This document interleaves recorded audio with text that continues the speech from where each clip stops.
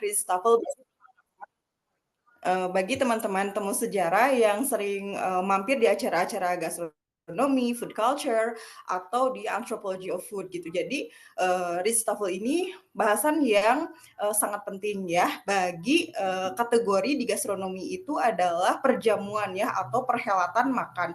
Bahkan kalau misalkan di pariwisata, Ristafel itu sering dibahas di food presentations ya atau food service management for presentations. Nah, di sini ada Pak Fadli nih. Kemudian prakata dari tepung sejarah itu mengingatkan makanan yang akrab di lidah kita seperti perkedel, sup, bistik, dan semur ternyata punya sejarah panjang, memiliki kisah dan cerita yang menarik. Nah, sejak kapan makanan ini tercipta dan bagaimana makanan-makanan ini kemudian dinikmati dengan gaya prasmanan di Indonesia. Nah, di sini sudah ada Bapak Fadli dan bionarasi singkatnya, Pak Fadli ini passionate banget di sejarah pangan ya Pak ya, atau sejarah makanan nih, karena definisi pangan dan makanan itu cukup terminologinya itu cukup berbeda. Nah, langsung saja di sini Pak Fadli bisa menyampaikan uh, perkenalan bionarasinya secara lengkap, kemudian bagaimana Ristafel ini bisa kita maknai gitu, karena ketika bertanya tentang Ristafel nih apaan gitu, apakah sekarang masih bisa dinikmati, padahal hal tersebut terlupakan. Nah, silahkan kepada Pak Fadli untuk bisa berdiskusi dengan kita, dan Pak Fadli juga boleh memaparkan apa itu Ristafel dan isi-isi bukunya secara singkat. Baik, terima kasih Mbak Repa atau Teh Repa ya, karena sama-sama orang Sunda ya. Dan Yeah. uh, selamat malam dan salam sejahtera buat kita semua. Jadi ya malam ini kita diskusi tentang reshuffle ya. Sebetulnya kalau mendiskusikan reshuffle itu cocoknya di siang hari ya, karena reshuffle ini biasa disajikan pada siang hari. Dan oh tadi minta perkenalan dulu atau gimana? Sepertinya udah dikenalkan ya? Boleh Bapak Perkenalan dulu. perkenalan lagi. Oh, Cuman perkenalan. izin Ya, Pak, ya. Ya. tadi oh ya Pak, izin mungkin Bapak boleh tadi kan saya sempat terlempar dari Zoom Pak, dan Karepa izin mungkin sebelum mulai diskusi boleh dijadikan co-host dulu Pak. Oke. Ya. Saya jadiin host dulu ya. Iya Pak. Sebentar. Co-host berarti. Di ini Bapak di partisipan. Oh ya, partisipan. Co-host. Ada titik Ya. 3. Iya, betul sudah ada. Berarti udah kok udah jadi host saya. Boleh diklik Oh Pak iya yang iya. oh ya. Iya. Jadi oh iya betul. Jadi my co-host ya. Iya jadi co-host Pak. Iya. Sudah ya? Siap Bapak. Terima kasih Bapak. Silakan Ya, Pak. Mohon maaf. sama-sama. Ya, apa-apa ya. Baik ya, saya perkenalan diri dulu. Saya Fadli Rahman. Tadi sudah diperkenalkan oleh Terepa ya. Kalau studi saya selama ini ya secara akademik itu di studi sejarah makanan dan sering bersinggungan juga dengan sejarah pangan dan irisannya itu ke isu-isu ketahanan pangan atau food security dan bahkan bisa merambah ke isu-isu yang luas ya, berhubungan dengan tentang gastrodiplomasi, terus kemudian juga hal-hal yang sering kali bersinggungan dengan kehidupan sehari-hari sekarang ini ya, seperti tentang masalah hubungan antara konsumsi dan gizi ya. Dan itu bisa ditelaah dari perspektif sejarah makanan. Dan saya memulai studi sejarah makanan ini dari Ray Staffel. Dan ini entah udah sekian banyak kali ya diskusi tentang Ray Staffel ini.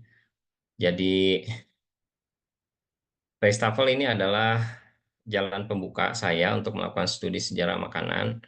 Jadi setelah Ray Staffel, saya mempublikasikan buku Jejak Rasa Nusantara, dan yang terakhir Rasa Tanah Air, Perkembangan Kuliner Indonesia di Mancanegara. Selain itu juga ya bisa dipantengin lah ya kalau googling atau follow di media sosial, beberapa tulisan-tulisan saya tersebar di media massa, di Kompas, Jawa Post, Jakarta Post, ya. Dan hampir semua isu yang saya angkat dalam tulisan tentang pangan, kuliner, yang relevan dengan kehidupan kita sehari-hari, ya. Kita sering kita nikmati, tapi kita seringkali juga tidak melihat ya ada hubung kaitnya antara isu pangan dan kuliner dengan identitas kita sebagai baik itu dalam konteks suku bangsa, ya, terhadap terhadap identitas kebangsaan. Nah, itu jelas ada hubung kaitnya ya antara antara pangan dan juga kuliner dengan eh, apa identitas kita dan juga hubungan kita dengan eh, konteks baik lokal, nasional maupun global gitu. Jadi ini yang bisa kita diskusikan ya, bukan persoalan kuliner itu bukan persoalan dapur dan meja makan, maknyus atau tidak, tapi juga kita bisa mendiskusikan ini dalam konteks yang sangat serius tapi santai, ya. Jadi seperti malam ini ya kita diskusinya serius tapi santai ya, karena kita bicara tentang satu topik ya dalam sejarah kuliner kita gitu yang tidak bisa dilepaskan dari Reistafel ini gitu. Jadi barangkali itu perkenalan dari saya, Terepa, ya. Silakan mau seperti apa format diskusinya, nanti saya kembalikan atau serahkan kepada moderator. Baik Bapak, wait.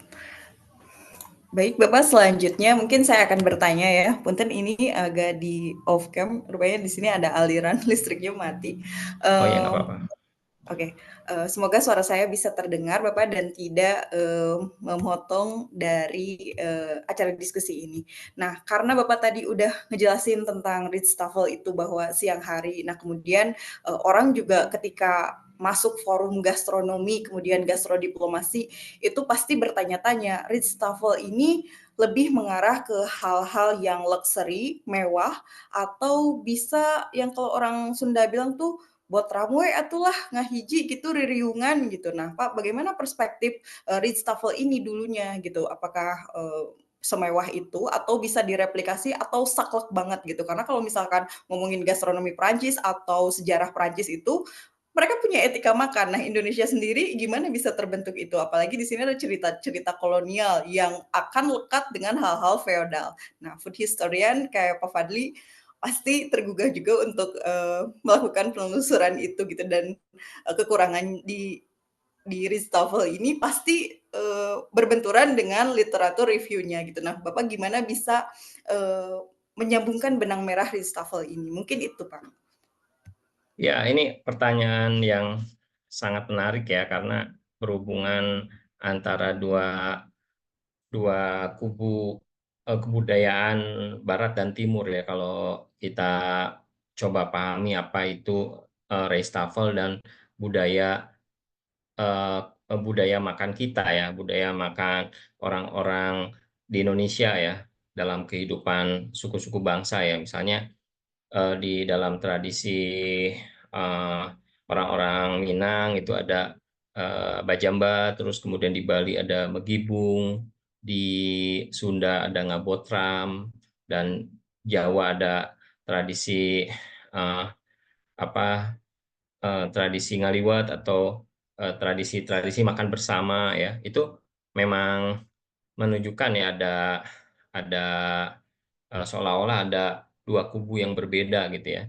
Tapi ya asal perlu tahu saja ya bahwa Restafel itu nggak mungkin muncul kalau tidak mengadaptasi dari tradisi-tradisi makan bersama gitu yang ada di dalam kehidupan masyarakat Bumi Putra atau masyarakat Indonesia pada masa lalu ya, dari masa ke masa tradisi makan bersama itu selalu ada dan menunjukkan keguyuban ya. Misalnya tradisi selamatan ya. Tradisi selamatan itu yang jadi inspirasi Restafel. Ini kebetulan saya lagi ada di hadapan sebuah publikasi buku dalam yang ditulis oleh orang Belanda ya, Jo van den Berg, tentang sejarah Restafel di Belanda gitu. Tapi eh, dalam dalam penelitian Jo van den Berg itu dikatakan itu bahwa asal mula atau inspirasi Restafel itu dari tradisi-tradisi lokal yang berlaku di dalam kehidupan masyarakat di Nusantara, khususnya di Jawa ya, yaitu tradisi selamatan ya.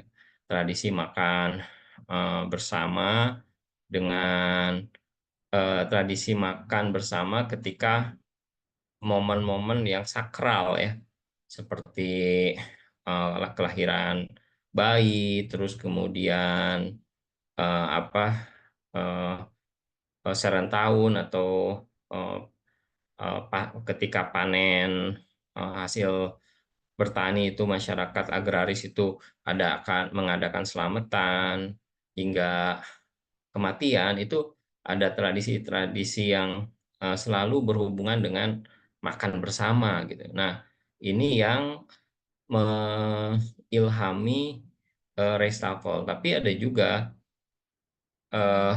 hubungan Restafel dengan tradisi-tradisi kerajaan ya, tradisi yang berlaku di dalam kehidupan di lingkungan eh, para raja, para sultan ya. Misalnya tradisi bojakrama atau tradisi makan di lingkungan eh, kerajaan ya, yang memang ketika makan ini selalu dihadiri oleh banyak tamu ya, oleh para para apa namanya para penikmat makanan itu yang hadir di dalam sebuah ritual jamuan yang ternyata sebelum adanya buffet atau banket ya, jamuan-jamuan ala Eropa itu, orang-orang Eropa sudah menyaksikan juga ya bahwa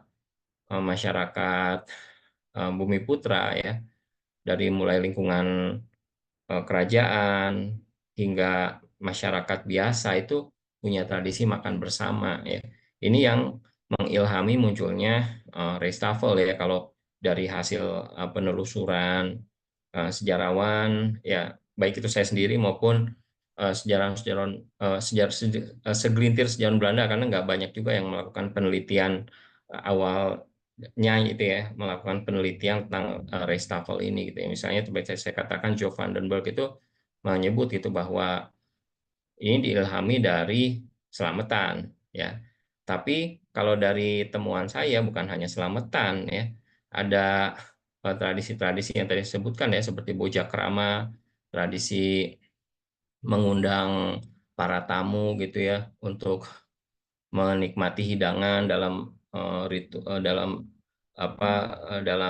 ritual-ritual eh, baik itu di ritual keagamaan maupun ritual eh, apa eh, ritual sebagai bentuk wujud syukur terhadap eh, panen dari hasil pertanian ya, dan juga bentuk-bentuk ritual itu yang memang selalu dihubungkan dengan jamuan. Nah, jadi eh, Restafel ini memang ada hubung kaitnya juga ya dengan aspek-aspek yang tadi saya sebutkan ya. Karena orang Belanda ketika tinggal di negeri jajahan di Hindia Belanda pada masa lalu itu sedikit banyaknya mengadopsi kebiasaan-kebiasaan makan orang-orang Bumi Putra, tapi kemudian mereka modifikasi ya, dari kebiasaan makan ngampar atau lesehan ya di lantai, makan dengan eh, beralaskan daun pisang ya, hidangan-hidangan itu ditempatkan di atas daun pisang, terus kemudian tidak menggunakan piranti, hanya membasuh jari jemari, terus kemudian mengepal atau meraup, mengambil nasi itu dengan menggunakan jari-jarinya, itu kemudian dimodifikasi gitu oleh orang-orang Belanda dengan meja dan piranti-piranti makan ya, seperti sendok, garpu, pisau yang digunakan itu dalam jamuan ala Restafel ini. Begitu sih.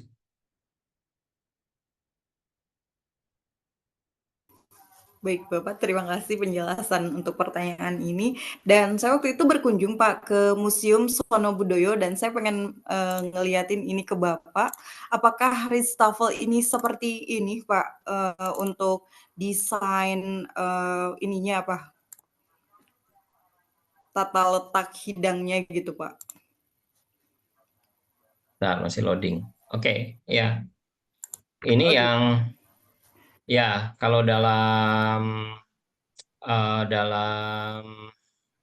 jamuan-jamuan yang ada di Keraton Yogyakarta, dan ini dilakukan ya pada masa-masa kekuasaan para sultan pada masa lalu, itu mereka menyebut sajian yang ditata hidang di atas meja ini sebetulnya masih menggunakan istilah bojakrama ya. Jadi secara internal di lingkungan keraton, penggunaan istilah bojakrama ini masih sangat dipertahankan ya dari masa yang dari masa kekuasaan sultan-sultan sebelumnya sampai masa ketika ada pengaruh Eropa masuk ya.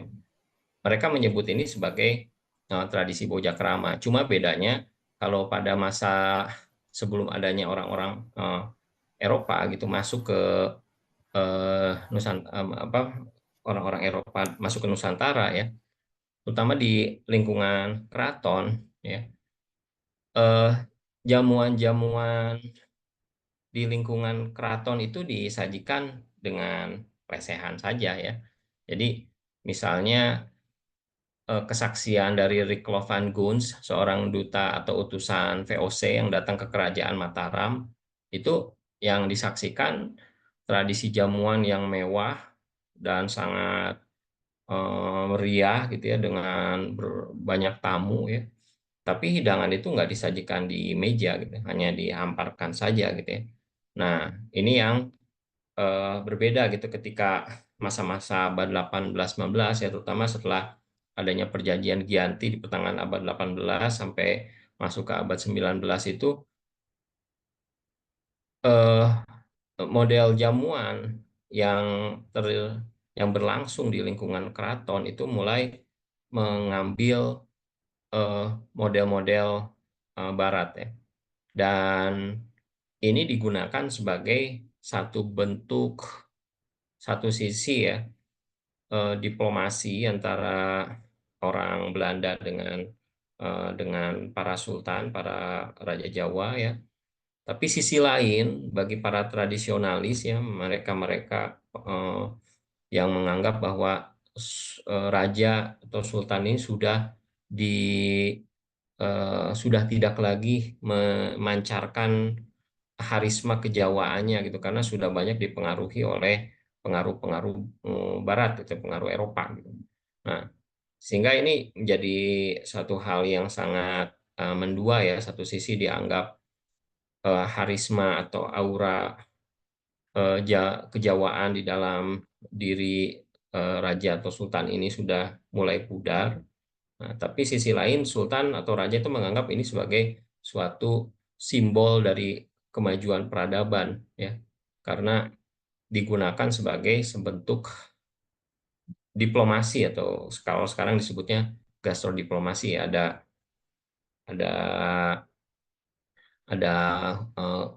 bagaimana jamuan dengan menggunakan meja makan seperti yang tadi siapa Teh Repa tunjukkan itu sebetulnya sebagai bentuk diplomasi ya, bagi para penguasa Jawa di Yogyakarta terhadap orang-orang Eropa yang memang sudah mulai banyak turut campur, terus kemudian memiliki kepentingan terhadap kekuasaan-kekuasaan para sultan.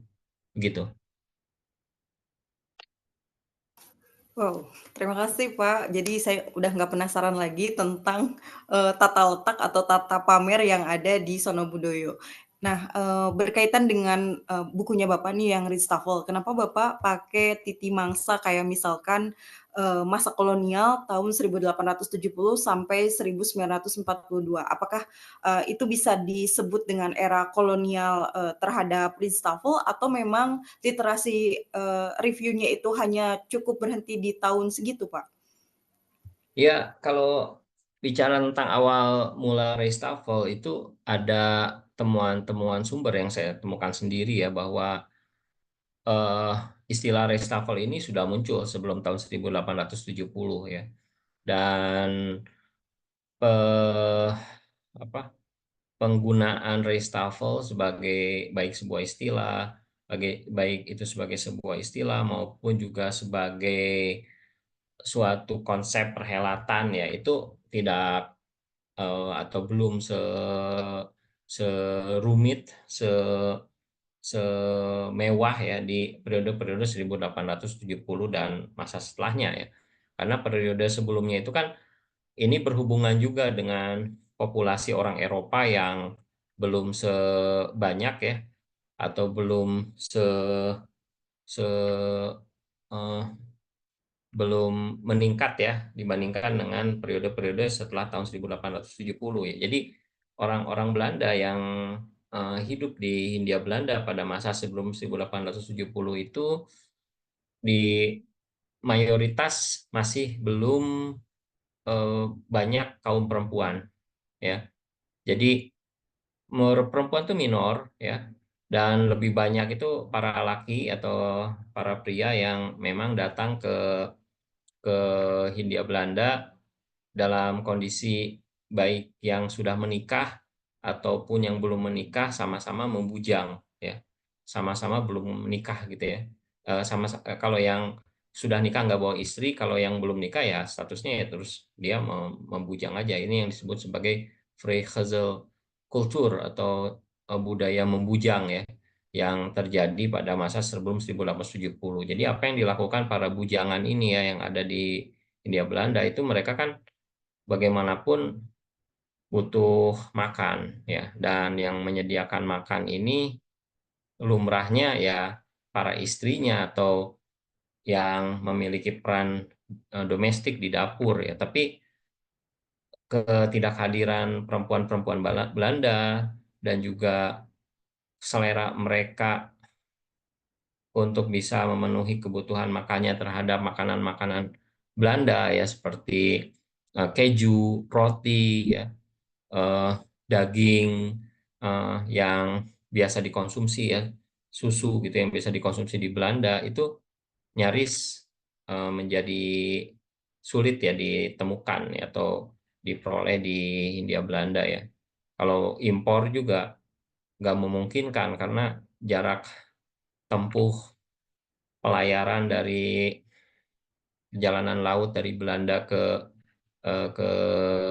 Indonesia ya pada masa sebelum tahun 1870 itu ya lama ya, memakan waktu yang sangat lama hingga eh, bisa setengah tahun deh, dan itu memakan ongkos yang besar. Itu alasan kenapa perempuan-perempuan dari Belanda tidak atau sulit untuk datang, karena lamanya perjalanan dan beratnya medan medan di laut, dan impor makanan juga nggak memungkinkan karena untuk ngimpor makanan itu kan juga perlu ada sarana atau teknologi pendukung ya, seperti pendingin ya, dan ini tidak memungkinkan. Tapi di periode tahun 1870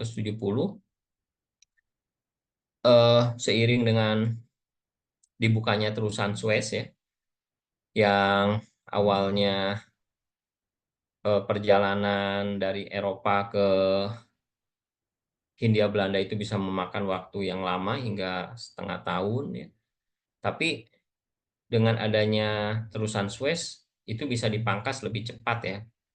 ada perkiraan bisa sampai 3 bulan, itu bisa tiba lebih cepat atau bahkan lebih pendek itu waktunya. Itu tuh yang membuat perempuan-perempuan dari Belanda itu bisa ikut datang ke Indonesia ya, dan tapi Restafel nggak hilang ya. Walaupun perempuan-perempuan Belanda itu datang, tapi Restafel itu nggak hilang. Tapi justru Restafel itu menjadi makin populer, yang awalnya cuma untuk kebutuhan domestik, tapi setelah tahun 1870, Restafel justru malah menjadi suatu hal yang sangat eksotik ya, ketika disajikan di jamuan-jamuan yang besar, terus kemudian dijadikan bahkan dalam perkembangannya sebagai menu spesial di hotel-hotel ya, di restoran hotel yang ada di Jakarta, di Batavia, di Semarang, Surabaya, Yogyakarta, bahkan ada eh, sampai ke Sumatera ya. Itu popularitas Reshuffle itu jadi luas ya, bukan hanya di lingkungan domestik saja yang terjadi pada masa sebelum tahun 1870 gitu. Dan yang jadi khas, hidangan yang disajikan ini kalau masa sebelum 1870 itu lebih dominan makanan-makanan lokal ya. Nasi, sayurnya sayur lodeh, sayur asem, kemudian makanan protein hewaninya itu berbagai macam jenis ikan hingga ikan asin, terus kemudian apa eh, sayur-sayur berkuah daging ya, seperti rawon ya, dan makanan eh, seperti sate ya.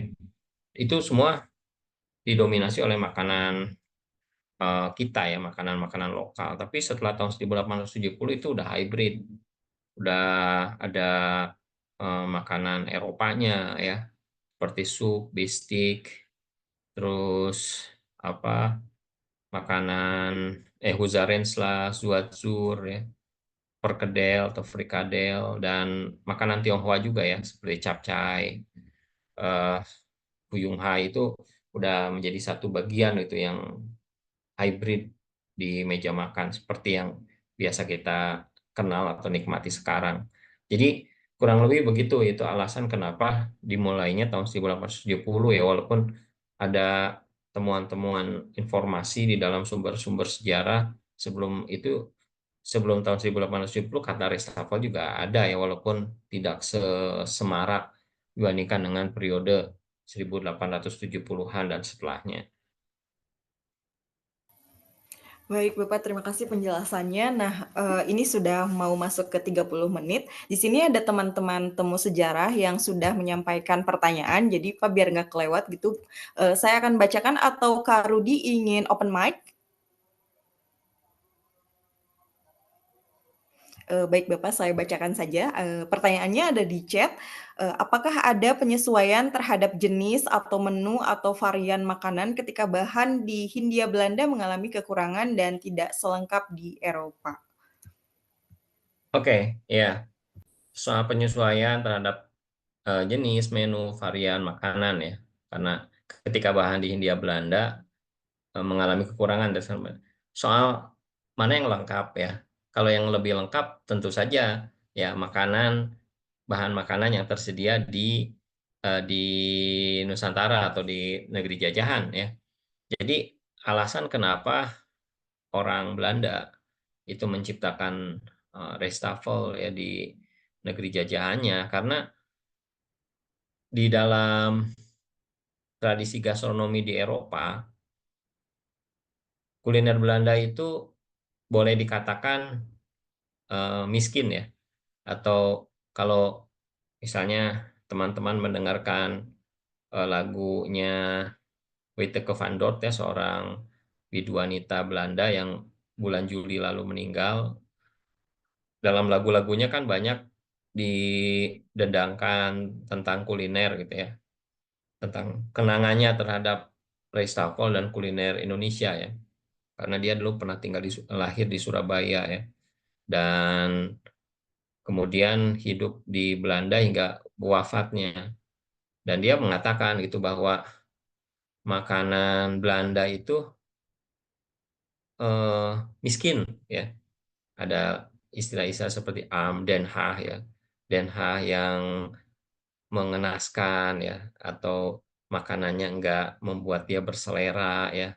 Ya ini ada yang komentar Tante Lin ya, ya atau Witteke van Dort itu tuh memang bagi mereka yang dulu tinggal di Hindia Belanda gitu itu kalau dibandingkan cita rasa dari segi bahan, kompleksitas cara mengolah, cara menyajikan, seni menikmatinya itu jauh beda lah ya makanan orang sana dengan di sini gitu ya. Kalau di sana makanan yang jadi semacam eh,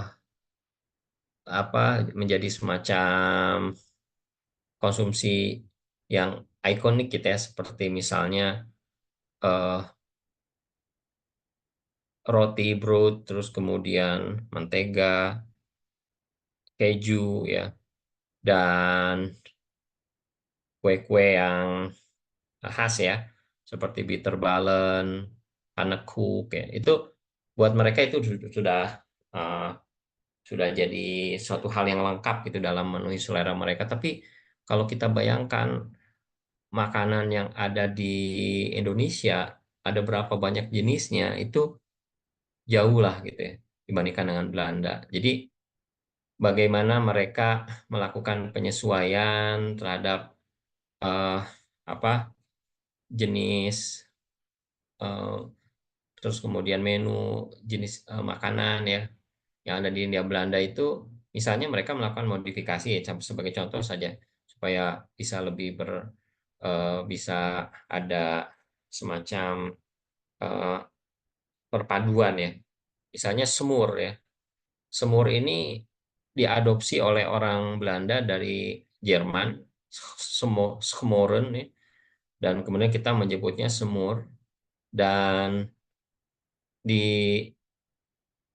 bukan dikolaborasi tapi divariasikan ya dengan bahan yang ada di Hindia Belanda itu dengan menggunakan kecap ya. Kecapnya kecap manis ya. Orang Indonesia suka kecap yang manis ya, bukan kecap asin seperti orang-orang di Tiongkok ya, eh, di Jepang ya, di Asia Timur ya. Tapi kita sukanya yang manis gitu. Dan hanya ada di Indonesia kecap manis itu gitu. Nah, itu yang perpaduannya itu yang jadi suatu hal yang menarik itu yang disiasati ya. Terus kemudian seperti perkedel ya, dari kata frikadel. Orang Belanda mengadopsi dari Prancis ya, frecangdo ya.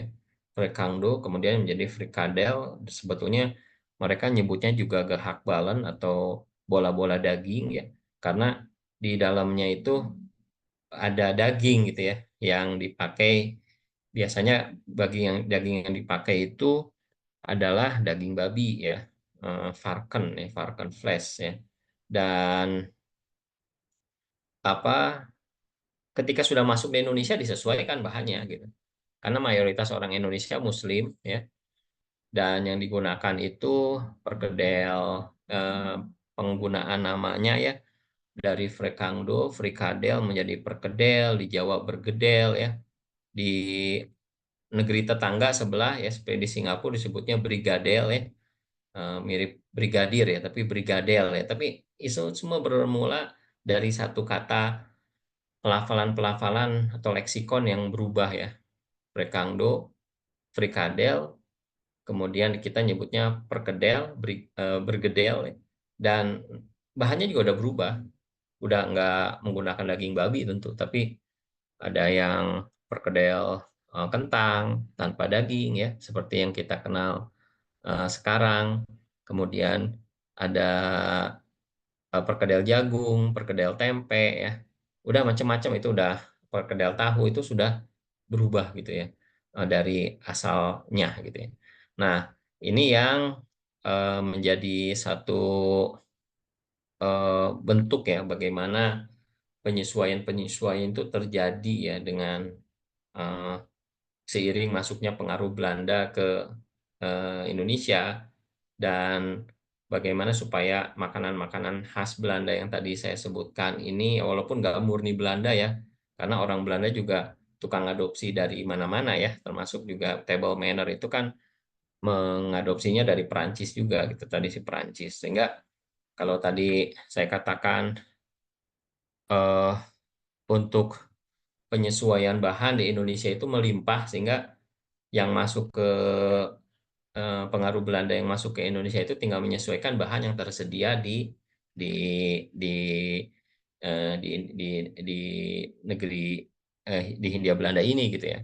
Jadi nggak eh, apa prosesnya itu atau adaptasinya itu di memanfaatkan bahan-bahan pangan yang memang melimpah dan tersedia di Hindia Belanda gitu. Itu yang menjadi suatu hal yang unik gitu di dalam perkembangan Restafel.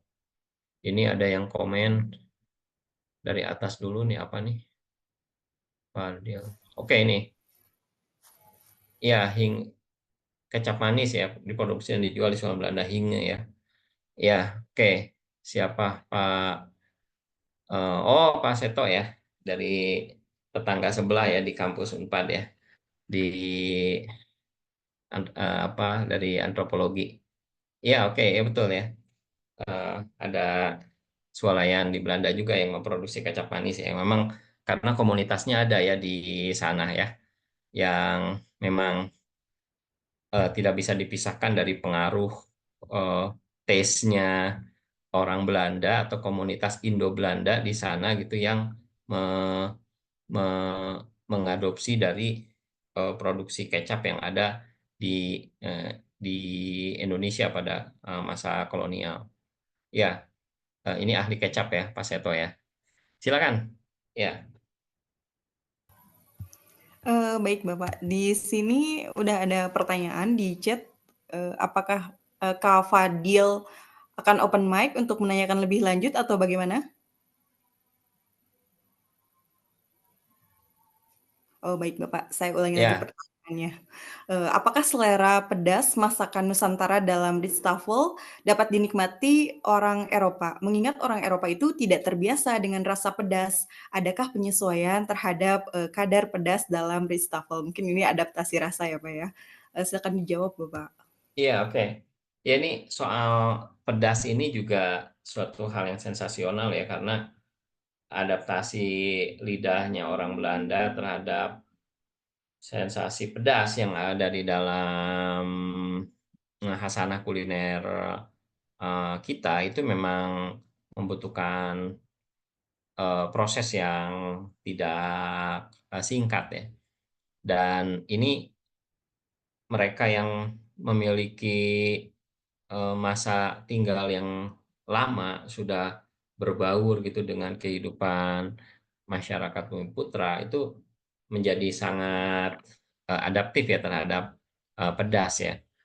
Tapi bagi mereka yang baru atau punya pengalaman menjejakkan kaki di Indonesia itu jadi suatu tantangan ya, karena pedasnya sambal ini juga satu sisi bisa membuat ya, kalau membaca kisah-kisah atau catatan-catatan orang-orang Belanda gitu yang memang yang pernah tinggal di Hindia Belanda dan mereka baru datang, itu yang membuat mereka penasaran kabar-kabar yang datang dari orang-orang eh, eh, dari orang-orang Eropa atau orang Belanda yang sudah lebih dulu tinggal, itu adalah soal sambal gitu ya. Soal sambal ini yang ingin dijajal gitu oleh para pendatang baru ya, dan para newcomer ini itu memang serius ingin menikmati sambal ya, karena dengar cerita gitu bahwa belum lengkap rasanya kalau sudah menjejakkan kaki di Indonesia atau di Hindia Belanda itu kalau belum mencoba sambal. Sehingga berbagai kisah misalnya di dalam, cukup banyak ya narasi tentang sambal ini. Salah satunya eh, apa Augusta de Wit ya, seorang penulis Belanda gitu yang dia menulis buku Java Facts and Fancies ya. Itu di dalamnya diceritakan ya tentang sensasi sambal yang membuat dia tertarik gitu ketika datang ke Batavia, kemudian datang ke restoran di Hotel Des Indes. Yang dia ingin coba adalah puluhan jenis sambal yang dihidangkan di atas meja ya. Dan itu yang membuat dia melongo, dan ketika dicoba itu rasanya itu membuat lidahnya terbakar ya, rasa pedasnya itu. Tapi itu bikin suatu hal yang menantang ya. Di Belanda sendiri, di dalam buku saya ya, di Rasa Tanah Air, Diaspora Kuliner Indonesia di Mancanegara, dalam narasinya di Belanda ya, di dalam kasus di Belanda itu ada kisah Ratu Belgia yang sengaja masuk ke restoran Indies atau restoran Hindia dan hanya untuk mencicipi sambal. Jadi ada pertarungan ya antar mereka, gengsi siapa yang paling berani menjajal sambal gitu ya. Nah, ini jadi suatu eh, menjadi suatu cerita yang unik gitu ya, yang memang ada di dalam eh, cerita tentang sambal yang ada di dalam Reichstafel gitu ya. Dan ya ini bukan seperti hanya kita saja yang selera menggugah makan. Kita kalau makan sambal itu rasanya selera kita jadi tergugah gitu, jadi semangat ya. Tapi bagi orang Belanda bukan bukan itu eh, tujuannya menikmati sambal, tapi sebuah sensasi yang nggak akan pernah mereka lupakan ya, yang sekalipun pedasnya sambal itu seolah-olah membuat lidah mereka terbakar gitu. Nah, jadi ini ya soal apakah mereka menjadi sakit perut ya, kasus-kasus sakit perut karena makan sambal bukan hanya terjadi pada masa lalu, pada masa sekarang pun demikian ya. Orang-orang asing kalau makan sambal dan mereka penasaran, ya besoknya mungkin bisa sakit perut ya. Dan itu banyak dialami juga ya oleh orang-orang asing yang menghindari sambal ya karena nggak kuat dengan pedasnya. Eh, tapi apa? Ini jadi tapi ini berbeda ya dengan orang-orang Bumi Putra ya. Sensasi menikmati sambal itu nggak membuat mereka menjadi sakit perut, tapi justru tergugah seleranya. Kenapa? Karena apa eh, sensasi pedas di dalam sambal yang diperoleh atau didapat dari capsaicin atau dari cabai ya, zat di dalam cabai itu memang bisa membangkitkan selera makan ya.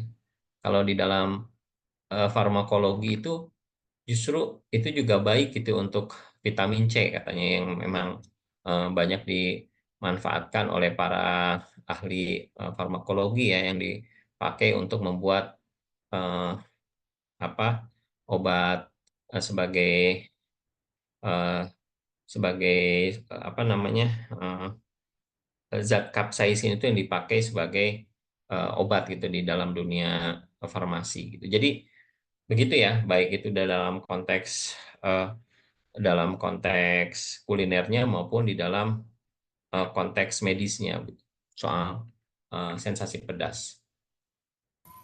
Baik, Bapak terima kasih. Rupanya ini udah 44 menit. Apakah Bapak mau break dulu untuk minum? Oh ya, saya ada minum sendiri. Ya, Oh iya, di baik. tumbler. Ya, Teman-teman, tunggu sebentar ya, karena yang ini meeting virtual.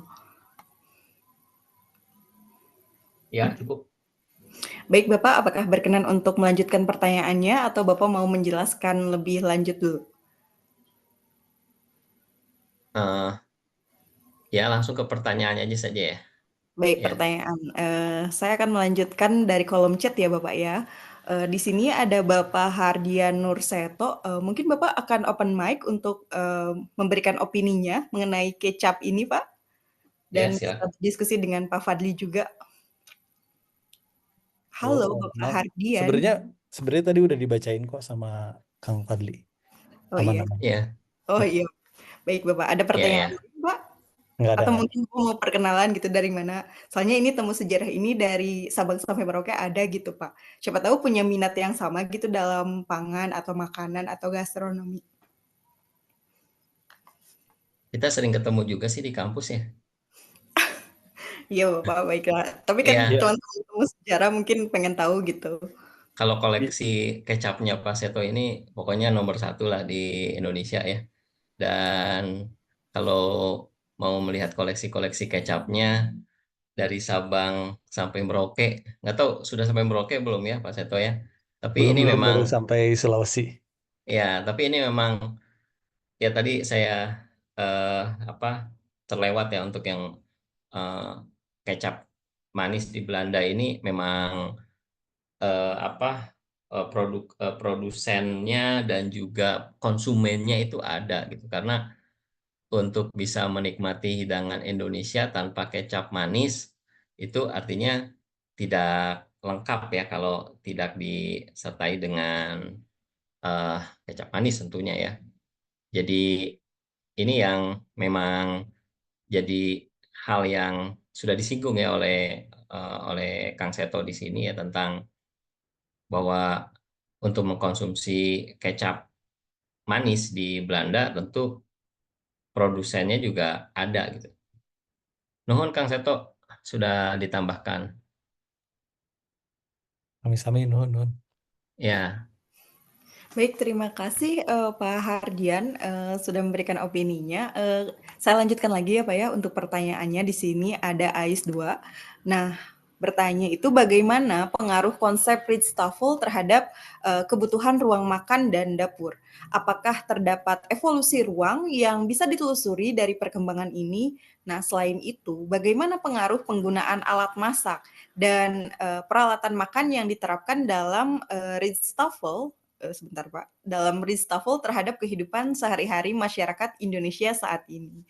Nah, itu kembali lagi ke Tata oke. Pamer kayaknya Pak. Iya, iya, iya. Ya, ini soal konsep ruang makan dan dapur ya.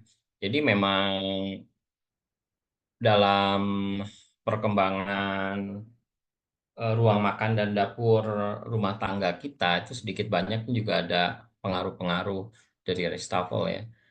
Misalnya penataan ruang makan yang eh, standarnya rumah rumah tangga Indonesia sekarang itu menggunakan ruang makan yang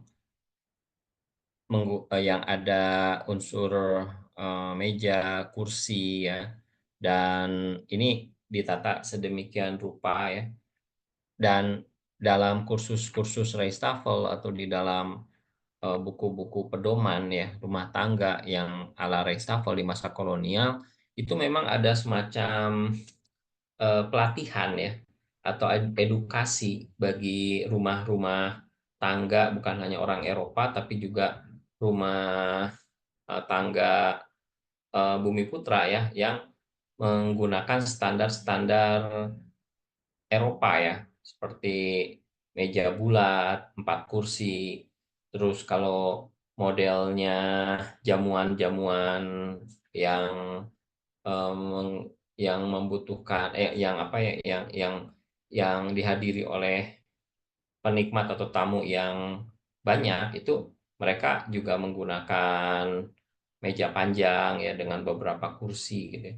Nah, dapurnya juga sama ya ada evolusi di sini ya. Jadi kalau melihat dapur orang Eropa pada masa eh, awal hingga pertengahan abad 19 itu standar dapurnya itu memang masih semi Bumi Putra ya atau semi lokal ya yang banyak menggunakan apa peralatan-peralatan ya misalnya kalau bikin sambal itu tentu harus menggunakan cobek dan juga ulekan gitu ya dan itu ada gitu ya divisualkan juga suasana dapur orang Eropa pada masa abad 19 itu memang seperti halnya peralatan-peralatan yang digunakan itu yang digunakan juga oleh masyarakat lokal ya. Kemudian eh, tapi sudah mulai masuk juga ya peralatan-peralatan dapur orang Eropa ya. Misalnya apa cetakan Poffertjes ya, cetakan yang biasa digunakan dalam membuat kue-kue Belanda ya, seperti bitterballen, terus pannenkoek dan juga poffertjes itu biasa digunakan atau digantung di dapur-dapur orang Belanda dan juga bahkan para bangsawan Bumi Putra ya. Dan alat yang digunakan umumnya juga adalah wajan ya atau wok ya, yang dipengaruhi oleh unsur Tionghoa ya, yang sudah populer sekali di dalam dapur-dapur yang sudah populer digunakan di dapur-dapur orang Eropa maupun Bumi Putra gitu. Nah, dan ya ini bagaimana pengaruh penggunaan alat masak dan peralatan terhadap kehidupan masyarakat. Nah, itu yang tadi saya katakan ya, mulai dari suasana meja makan yang menggunakan konsep table manner, ada bentuk prasmanan ya yang diadopsi dari kebiasaan buffet atau banketnya orang-orang Eropa pada masa kolonial, dan itu diadopsi juga oleh masyarakat Bumi Putra, khususnya para elit atau penguasa ya. Seperti tadi saya singgung ada istilah boja krama ya, yang awalnya jamuannya itu dihamparkan di bawah, bukan di meja, tapi dengan adanya pengaruh Restafel ini makanan itu jadi diangkat di meja makan ya, standar yang kita gunakan sekarang toh kalau di dalam jamuan ya, dalam jamuan-jamuan nikahan, dalam perhelatan-perhelatan kenegaraan ya, itu kita sedikit banyaknya, bukan sedikit banyaknya tapi cukup banyak kita mewarisi pengaruh-pengaruh yang sudah mapan ya di dalam tradisi Restafel ini. Begitu ya untuk pertanyaannya siapa, Mas Ais mungkin ya. Iya, betul Bapak. Saya lanjutkan lagi ya Pak ya. Nah di sini Ya. saya satukan dari teman-teman temu sejarah, rupanya ini tentang pertanyaan Ritstafel dulu, kini, dan nanti. Nah dimulai dari pertanyaan dari Debita Aisyah Putri Ayu, apakah ada makanan dari Ritstafel yang sampai sekarang ini masih diadopsi oleh masyarakat Belanda? Kemudian dari Rian Roy Ibayana, selain makanan, apakah ada tradisi khusus minum kopi atau teh?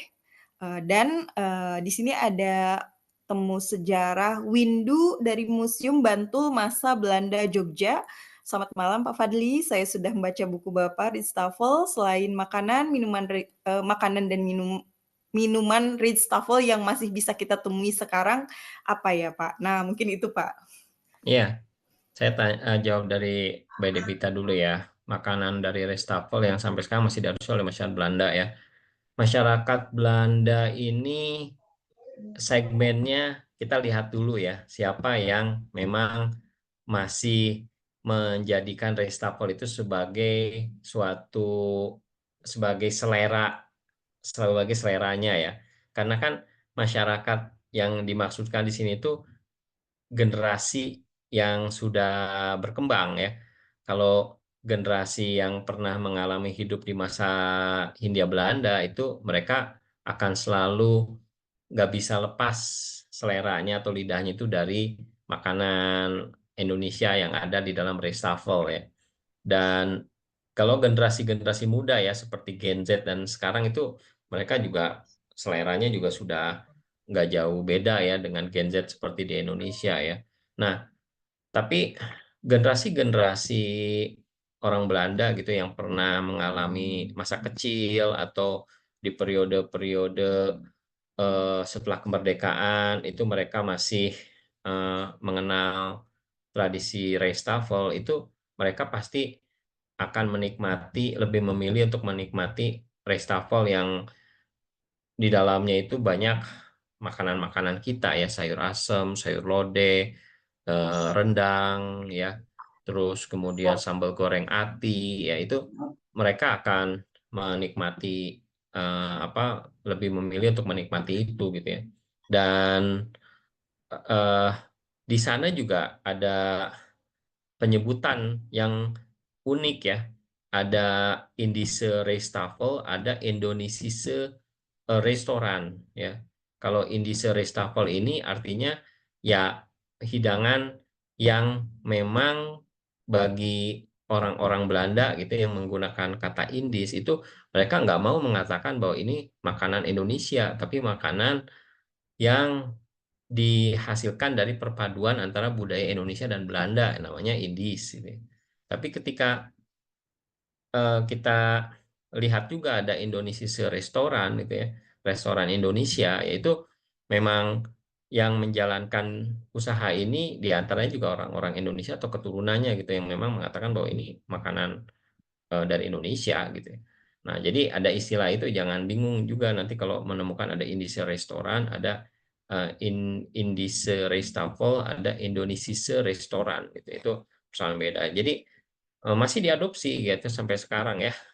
Restoran Reistafel banyak di sana, atau Indische atau Indonesische restoran yang menyajikan hidangan-hidangan khas Reistafel itu juga bisa ditemukan di sana. Tapi kalau di Indonesia kan sudah susah ya. Dulu ada Oasis, terus kemudian Kunskring ya, tapi ya harganya mahal-mahal.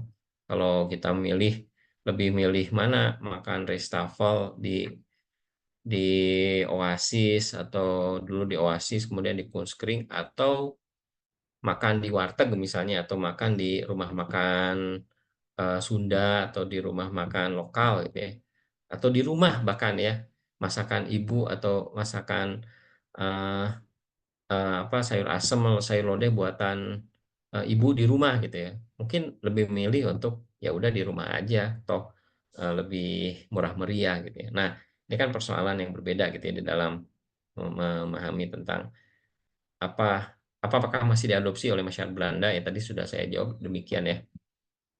Apa masih diadopsi, tapi generasinya dilihat dulu ya. Kalau yang udah muda-muda udah lidahnya udah berubah ya, seperti di Indonesia juga. Kemudian ada pertanyaan dari Rian Roy Ibayana ya. Selain makanan, apakah ada tradisi khusus minum kopi atau teh? Tradisi minum kopi dan teh itu juga ada suatu tradisi khususnya ya. Eh, Kopi ini merupakan kopi-kopi yang diproduksi ya di Indonesia pada masa kolonial. Ini memang menjadi suatu hal yang menjadi apa? Menjadi seleranya orang Belanda ya. Sehingga ada istilah yang disebut dengan Java Cafe ya. Dan menariknya produksi kopi ini memang dihasilkan di Indonesia, tapi disuplai atau diekspor ke negara-negara Eropa ya. Jadi kafe-kafe berkembang di sana ya, dan di Prancis, di Belanda ya, di Inggris itu eh, kopi-kopi dari Jawa itu banyak diekspor ke sana. Tapi di sini juga ada tradisi minum kopi, tapi yang menarik di masa kolonial, konsumsi kopi ini memang terbatas atau dibatasi untuk kalangan-kalangan atau kelas tertentu ya.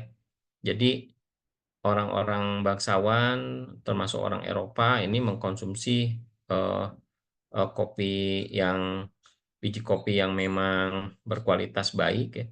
Tapi untuk yang masyarakat yang dimasukkan tradisi minum kopi ini, masyarakat-masyarakat petani atau masyarakat biasa, rakyat biasa itu hanya mengkonsumsi justru bukan biji kopinya, tapi bagian daunnya yang dikeringkan, dirajang, kemudian diseduh ya, seperti halnya teh. Sehingga kalau di Sumatera Barat disebutnya kopi kahwa daun ya.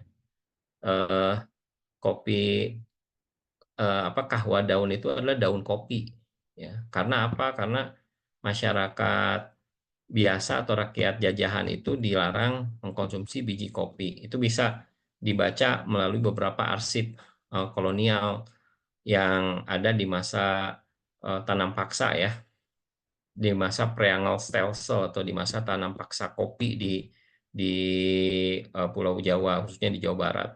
Ada arsip yang melarang rakyat biasa minum kopi. Nah, minum teh juga suatu hal yang sebetulnya sangat ironis ya. Selain kopi juga produksi teh Indonesia itu juga memiliki kualitas yang baik ya. Dan kualitas terbaik ini hanya dikonsumsi oleh orang-orang besar atau bangsawan, penguasa, dan juga orang elit Eropa gitu. Tapi kalau masyarakat biasa itu tidak menikmati ya teh yang berkualitas terbaik itu jenisnya yang bisa ditentukan ya dari warna air teh itu yang diseduh ya. Jadi ini yang selain makanan ya, apakah tradisi khusus minum kopi atau teh itu ada ya, itu ada, tapi itu berdasarkan kelas-kelasnya ya. Kelas atas hingga kelas menengah ke bawah itu udah beda gitu. Sekarang juga rasanya masih sama ya kalau kita perhatikan, kita menganggap bahwa minum teh itu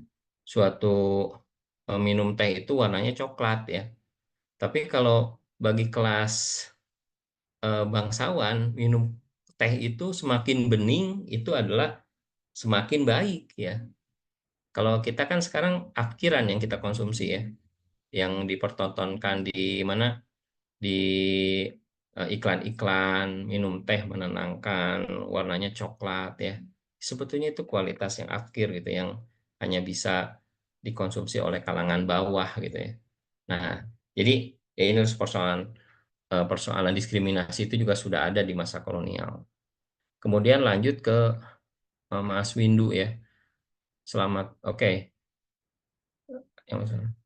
Oke, selain makanan, minuman wastafel yang masih bisa kita temui sekarang apa ya Pak? Nah ini yang memang jadi hal-hal minuman sebagai pelengkap dari makanan ini ya, yang ya, khas dari wastafel itu sebetulnya yang sering disebut-sebut itu bagi orang Belanda adalah bir. Mungkin agak mengejutkan ya, tapi di dalam buku-buku menu wastafel itu yang banyak disebutkan itu sebagai minuman terbaik gitu untuk menutup wastafel itu adalah bir ya. Coba kalau di buku wastafel saya itu ada iklan Heineken's, bir Heineken's, dan di dalam iklan bir Heineken's ini yang ditampilkan itu adalah orang Belanda lagi makan wastafel ya. Jadi Tante Lin atau siapa Weteke van Dort itu menyebutkan met en glas bir RB gitu. Segelas goed ya, gelas bir RB ya. Segelas bir terbaik ya untuk menutup wastafel. Tapi itu buat orang Belanda gitu. Bagi orang-orang Bumi Putra dan juga beberapa orang Belanda juga gitu yang mengkonsumsi wastafel, itu minuman pelengkapnya juga bisa ini ya, bervariasi ya, seperti misalnya limun ya, lemonade itu biasa juga dipakai ya untuk menutup wastafel, karena buah-buahan tropis di Indonesia itu kan melimpah.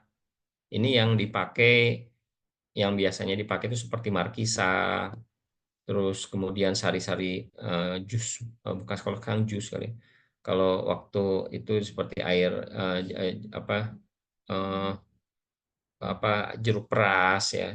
Terus yang berevolusi itu atau ada modifikasi-modifikasi yang tidak dimiliki gitu ya di dalam budaya kuliner orang Belanda, misalnya bir peletok ya, di Betawi itu yang digunakan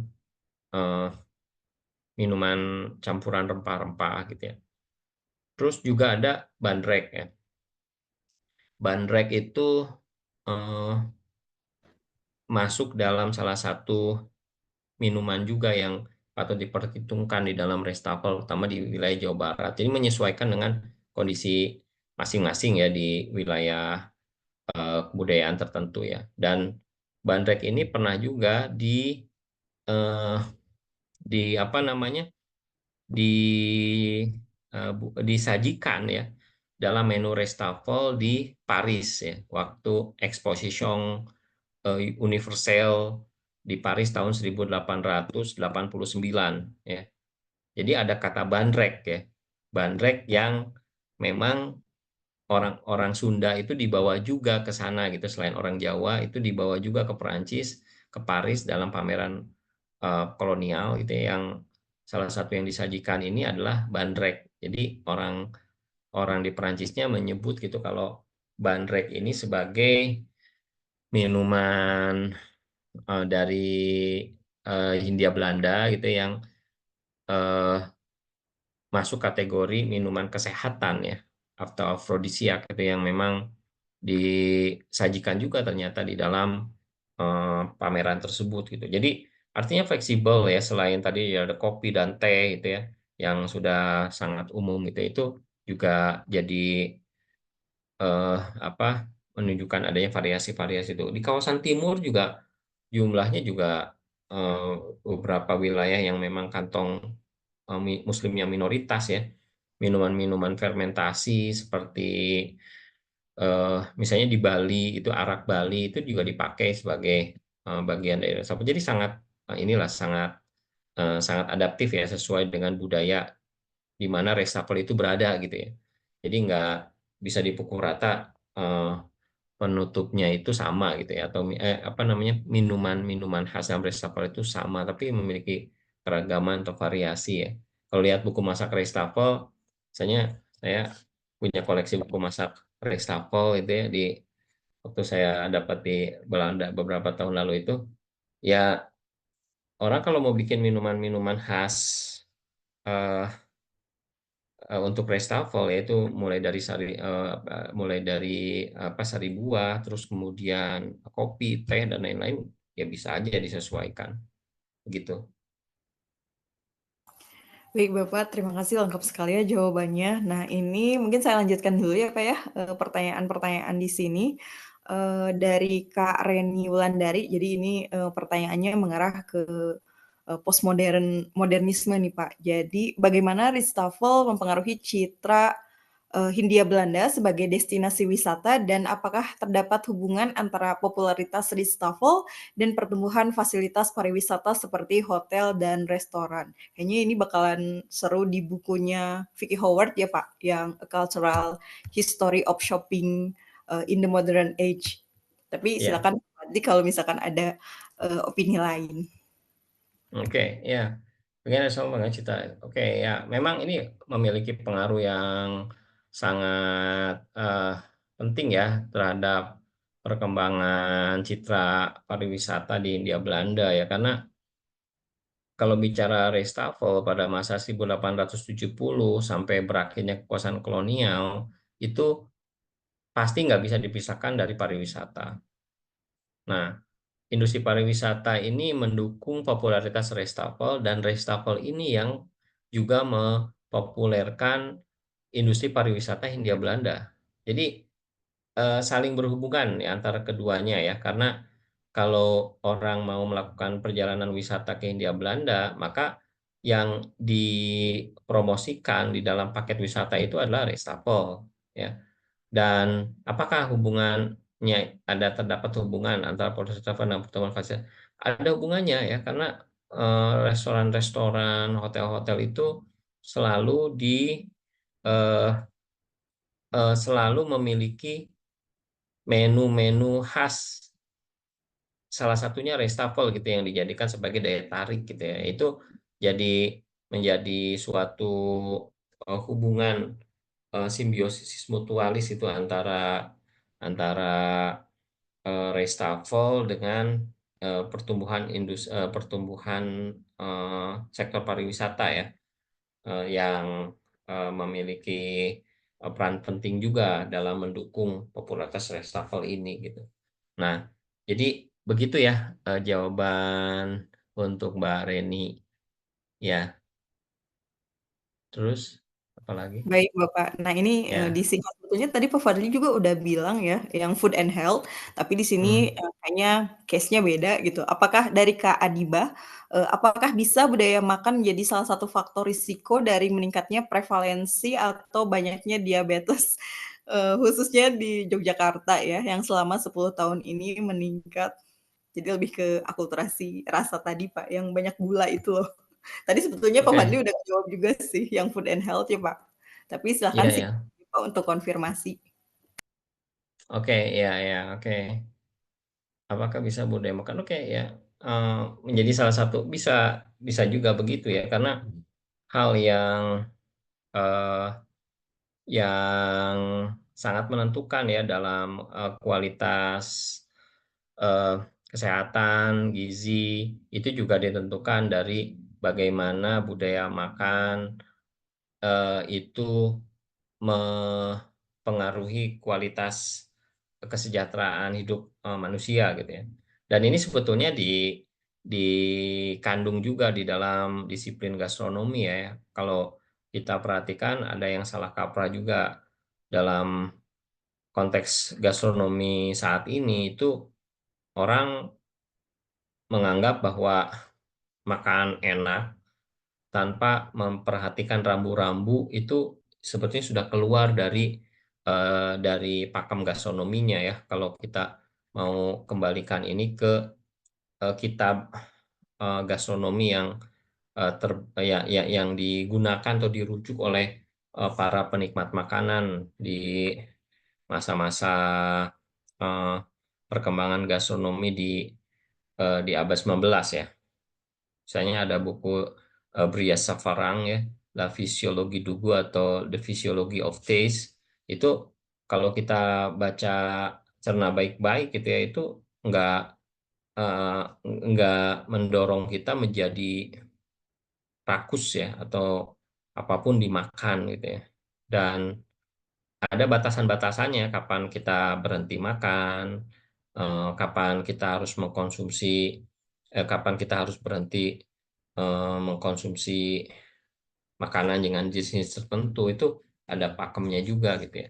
Dan ini ya berhubungan dengan eh, kalau mengatakan bahwa konsumsi apa tadi meningkatnya prevalensi atau banyaknya diabetes di Yogyakarta selama 10 tahun terakhir, itu kita nggak bisa katakan sebagai budaya makan ya.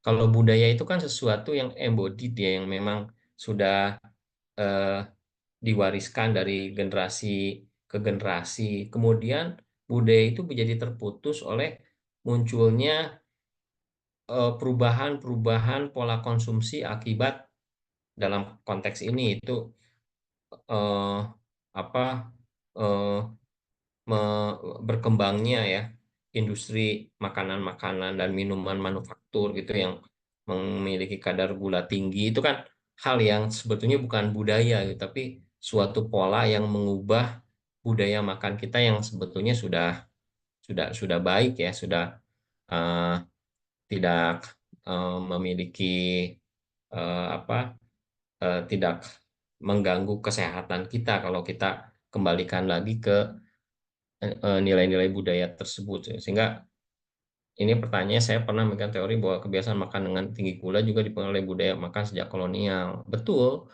pengaruh gula itu juga sudah ada di Jawa ya, seiring dengan eh, perkembangan industri gula di masa abad 19 sampai 20, dan itu berpengaruh ke eh, makanan Jawa yang kemudian jadi semuanya serba manis ya. Minum teh di Jogja itu pasti legit karena ditambahkan selalu gula ya. Tapi kalau sudah di Jawa Barat, si teh itu opsional mau pakai gula atau pakai mau nggak pakai gula gitu. Tapi ini hal yang memang apa hal yang memang problematis ya, karena eh, kita harus memisahkan mana budaya makan, mana pola-pola dari konsumsi yang mengubah budaya makan kita gitu yang memang sudah diwariskan dari generasi ke generasi gitu. Jadi ini yang kalau ini panjang banget sih memang ya, cenderung semuanya kita nggak bisa mengatakan bahwa dalam 10 tahun terakhir itu karena budaya konsumsinya budaya makannya orang Jogja itu eh, suka yang manis-manis dan itu sudah ada sejak dulu gitu. Tapi kenapa nggak sejak dulu orang Jogja kemudian menderita diabetes ya? Kenapa bukan sejak dulu tapi baru 10 tahun terakhir, dan itu bukan hanya di Jogja kan, di mana-mana pun terjadi gitu ya. Kira-kira besok atau lusa ya ada sebuah tulisan saya di Jakarta Post tentang persoalan ini gitu yang akan mungkin bisa dijawab di dalam tulisan saya nanti ya. Karena baru ada kabar si artikel opini saya akan dicetak gitu ini kontekstual sih dengan pembahasan ini ya. Jadi nanti bisa dijawab melalui pembacaan terhadap artikel saya tersebut ya. Mudah-mudahan besok sudah turun sih. Oke. Baik Bapak, apakah Bapak mau minum lagi nggak? Nggak usah, nanggung deh ya.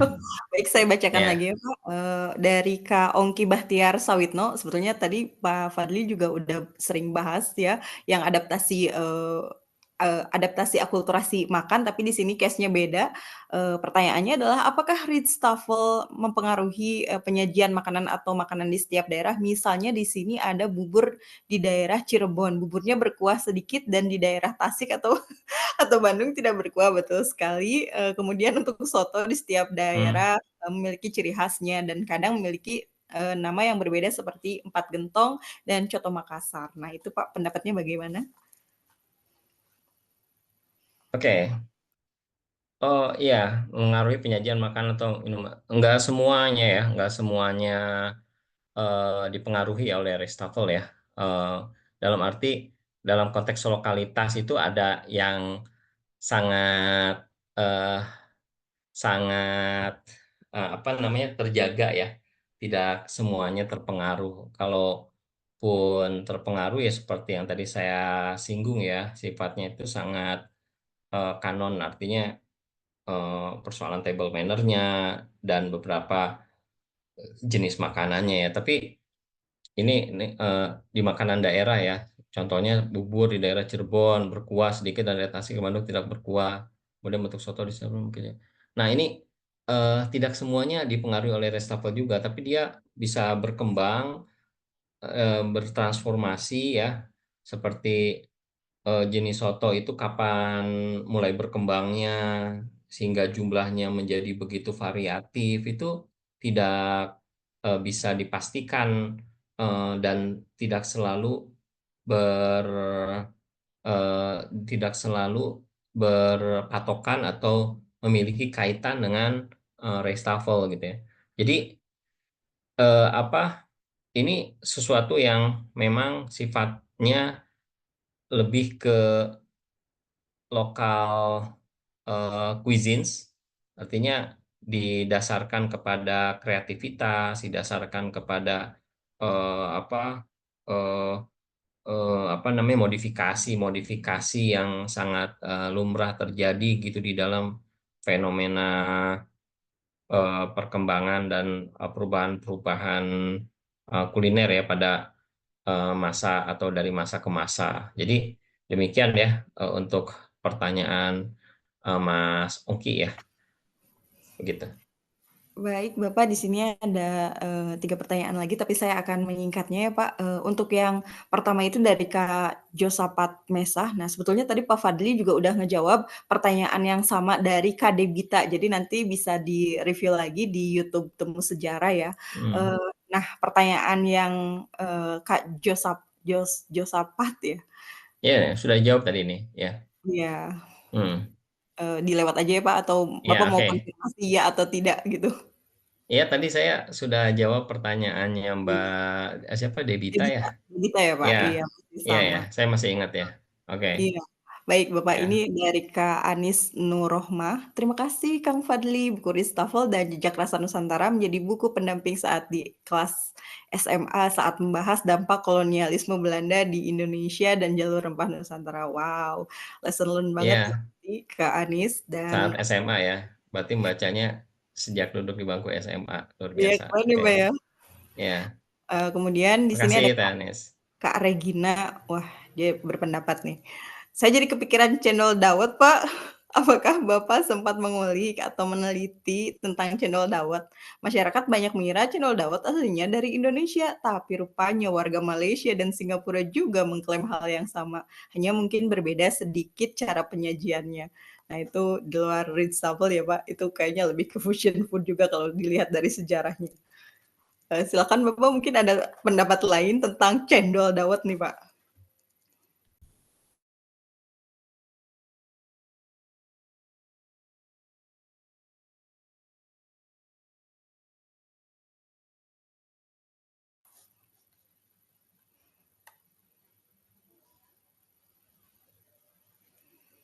Masih mute Pak, punten. Nggak tahu bener, saya memang harus disuruh minum dulu kali ya. Tadi pas Iya saya haus, tiba-tiba nggak tahu hilang aja.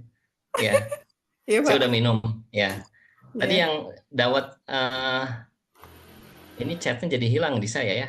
Oh baik Pak, saya, Bisa dibacakan nggak yang, nah ini aja ada nih, bentar. Ah ya, ada. Soal oke. channel, oke. Apa? Oke, saya pernah neliti ini ya soal cendol dawet dalam perspektif sejarah ya. Dan beberapa tahun lalu itu pernah juga ada liputan khusus dari TV Singapura tentang sejarah cendol dan hubungannya dengan dawet. Dan ini memang ada satu publikasi saya juga sih di sebuah buku bunga rampai tentang dawet. Bukunya tipis ya. Dan apa? Dan tapi rupanya, nah ini soal mengklaim ini kita harus luruskan dalam konteks nation state boundaries ya. Kalau kita lihat sekarang ya, kita jadi sangat sensitif ya bicara soal ini milik saya, milik Indonesia, bukan milik Singapura dan Malaysia gitu ya. Tapi kalau dalam periode prekolonial gitu yang kita bayangkan bahwa dawet ini bertransformasi gitu sampai nyebrang ke dibawa oleh orang-orang Jawa gitu ya. Eh, Kemudian atau orang-orang Melayu yang bertemu dengan orang-orang Jawa di apa di perbatasan eh, di entrepot-entrepot ya atau di di pelabuhan-pelabuhan itu memungkinkan adanya dia apa adanya bukan hanya manusianya yang bermigrasi tapi makanannya itu bermigrasi juga gitu ya. Dan ada apa eh, adopsi-adopsi lain juga ya, misalnya apakah itu dawet yang di Singapura Malaysia itu juga apa cendol yang ada di Malaysia dan di Singapura itu murni dari Indonesia, tapi ada juga teori bahwa itu dipengaruhi juga dari Persia karena di sana ada faludeh ya. Faludeh itu bentuknya ya agak sedikit berbeda jauh dari cendol, tapi cara atau proses mengolahnya juga sama gitu ya. Nah ini kan sesuatu yang kita nggak bisa katakan bahwa eh, apakah semuanya murni gitu bahwa ini milik eh, orang Singapura, orang Malaysia ya. Dan kita bisa melihat bukti rujukannya itu kan dari sumber sejarah ya. Dan kalau kita telusuri dari masa ketika kata dawet itu sudah ada di dalam eh, prasasti dan naskah-naskah di Jawa kuno, itu artinya kan jejak historisnya ada gitu. Jadi ini soal ya begitu ya, hanya berbeda sedikit cara penyajian. Karena apa ya tadi saya katakan ya, sangat sangat lentur ya, sangat fleksibel gitu bahwa makanan itu dimodifikasi, makanan itu kemudian namanya sama tapi penyajiannya berbeda Kalau di Singapura misalnya dikasih red bean gitu ya, kemudian dikasih slice eh, nangka gitu ya, buah nangka gitu ya untuk dan ditambah es ya, itu kan hal yang serutan es itu kan hal yang berbeda dengan cendol di kita ya. Nah, ini yang silahkan saja itu bisa bertransformasi, namanya bisa sama, tapi kalau dari pandangan saya sebagai sejarawan, ketika kita belajar sejarah itu sebenarnya kita sedang membayangkan suatu konsep share culinary heritage ya. Itu sebetulnya yang jadi indah gitu ya, bukan ribut-ribut klaim-klaim, apalagi di era media sosial ya. Kadang sudah sulit untuk mencari dasar atau bukti sahihnya ya, tapi ya begitulah. Eh, Kalau kita belajar sejarah sebetulnya kita bisa menciptakan semacam share culture, culinary heritage gitu yang memang itu di lebih lebih penting ya ketimbang kita ribut-ributan ya. Tinggal narasi sejarahnya aja ya diluruskan itu supaya orang nggak mudah terpancing emosi gitu ya. Barangkali itu. Baik, Bapak terima kasih banyak. Tapi di sini ada satu pertanyaan lagi yang menurut saya ini udah dijawab juga ya sama sama Pak Fadli. Relate ke pertanyaan Kak Debita dan Kak Rian Roy ya. Jadi yang tentang ngebahas makanan penutup tadi Pak Fadli udah ngejelasin banget food presentations Ritstafel di Indonesia, di Belanda, bahkan di pribumi juga gitu. Bahkan ada yang Jawa gitu ya Pak ya. Iya, Dan Kak Ila Ilawati bisa membaca lebih lanjut di bukunya Pak Fadli juga nih di Ritstafel Budaya Kuliner ini. Di situ lengkap banget ya karena memang sejarawan jadi nulisnya itu rapih gitu, mulai dari kehidupan sosial budayanya, melacak jejak Ritstafelnya gitu, bahkan penyajian makanan dan warisan Ritstafel ya Pak. Mungkin saya bisa merekomendasikan halamannya ya Pak, mungkin halaman 55 betul ya Pak ya, untuk ngejawab pertanyaan dari Kak Ila Ilawati gitu. Jadi di iya, situ kalau misalkan Kak Ila punya bukunya atau pernah baca e-booknya gitu, yang asli ya kayak jangan yang bajakan gitu, sebagai apresiasi ke penulis juga. Di situ Pak Fadli nyambung banget ngebahas tentang melacak jejak Ritstafelnya gitu sampai ke penyajian makanan dan warisan Ritstafel, dan jangan lupa juga dibaca prakata dan pendahuluannya. Di situ juga ada dari Pak William Wongso ya Pak ya, pakar kuliner yang memberikan prakatanya juga gitu. Nah, hmm, di iya. sini terima kasih banyak Pak Fadli sudah meluangkan waktunya, kita bisa diskusi bareng dan bisa banyak pengetahuan yang bisa dieksplorasi, dan Pak Fadli juga kalau misalkan mau kolaborasi dengan teman-teman di sini juga kami juga terbuka ya Pak ya. Nanti bisa hubungi Katiwi juga, dan satu kata penutup Pak mungkin dari Ritstafel atau mungkin sepatah dua patah kata lah gitu sebagai closing statement dari Ritstafel. Oke, iya. Jadi ya terima kasih atas diskusi dan juga pertanyaan-pertanyaan seru dan menarik ya di malam ini. Dan gak kerasa sudah pukul 21.30. Dan saya dalam diskusi dan pertanyaan-pertanyaan tadi itu, saya menyimpulkan itu bahwa ketika kita memahami dan baru memahami sejarah Restafel, sebetulnya kita sedang memahami tentang perjalanan sejarah bangsa ini dari kuliner. Ya, jadi dari makanan kita bisa belajar tentang sejarah, dan dalam sejarah kita bisa melihat bagaimana makanan itu membentuk identitas kita sekarang ya sebagai bangsa Indonesia yang memiliki kekayaan khasanah kuliner yang luar biasa. Jadi kita juga belajar ya tentang bagaimana harmonisasi dari share culinary heritage ya. Jadi kalau tadi pertanyaannya soal klaim, soal atau negara tetangga begini-begini itu sebenarnya ini bisa jadi sebuah contoh juga ya bagaimana kita membangun semacam narasi share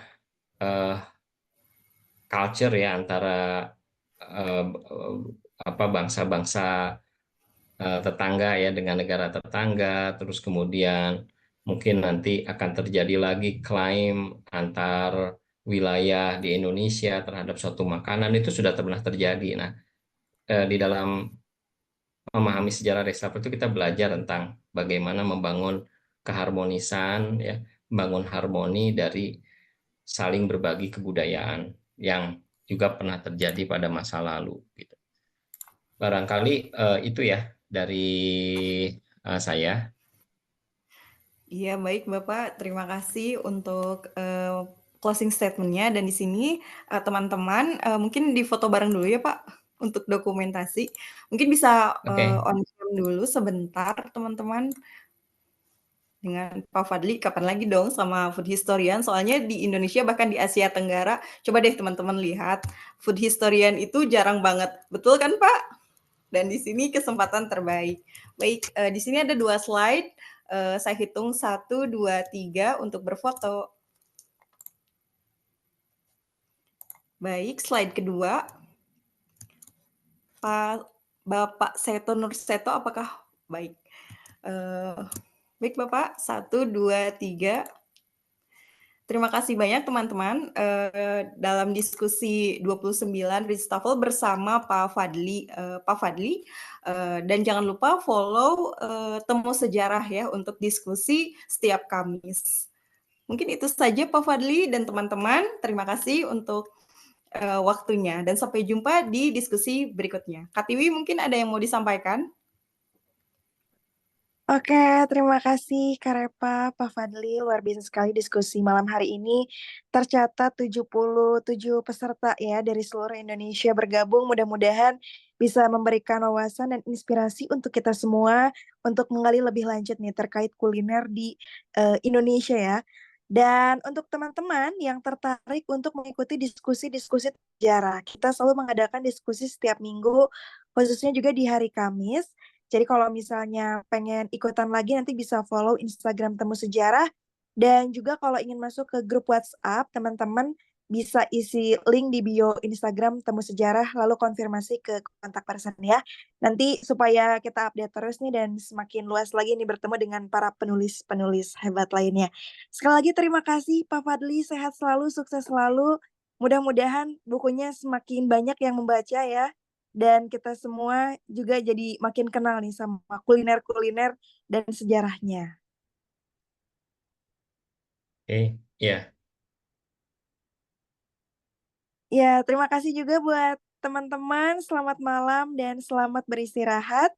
Sampai jumpa lagi di edisi diskusi Temu Sejarah berikutnya. Ya, selamat malam semua.